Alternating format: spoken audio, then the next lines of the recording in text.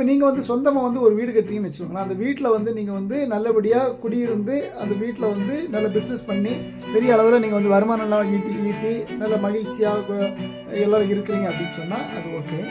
அதுக்கு மாறாக உங்கள் வீட்டிலையே அடிக்கடி வந்து சண்டைகள், சச்சரவுகள் இது மாதிரி இருக்கும். சிறு சிறு விபத்துகள் இருக்கும். காலில் கையில் அடிக்கடி அடிபடுறது இருக்கும்.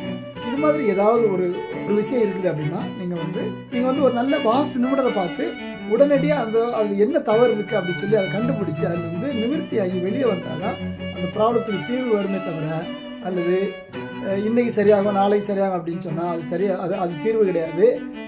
மேற்கொண்டு சொந்தக்காரங்க எல்லாருமே உள்ளே வருவாங்க. உள்ளே வந்து அதுக்கப்புறம் வந்து அந்த குடும்பத்தை வந்து 3, 4, 5 பிச்சு மேய்ஞ்சிட்டு போயிடுவாங்க. அதனால் உங்கள் வீட்டில் வந்து சிறு சிறு சண்டைகள் இருக்குது, சிறு சிறு சச்சரவுகள் இருக்குது, சிறு சிறு விபத்துகள் இருக்குது அப்படின்னு சொன்னாலே உடனே ஒரு நல்ல வாஸ்து நிபுணரை கூப்பிட்டு உங்கள் வீட்டில் இருக்கிற வாஸ்து வந்து ஃபஸ்ட்டு சரி பண்ணுங்கள். இப்போ சிறு சிறு சண்டைகள் இருக்குது, ப்ராப்ளம் இருக்குது அப்படின்னா வந்து நீங்கள் வந்து கவனிக்க வேண்டிய இடம் எதுன்னு பார்த்தீங்கன்னாக்கா தென்கிழக்கு மூலை அப்படி தான். அதில் தவறு இருந்தால் தான் பெண்கள் சம்மந்தப்பட்ட ப்ராப்ளங்கள் ஃபஸ்ட்டு ஸ்டார்ட் ஆகும். அது வந்து உடல் ரீதியாகவும் சரி மன ரீதியாகவும் சரி நீங்கள் வந்து தென்கிழக்கு மூலையை ஃபஸ்ட்டு சரி பண்ணணும்.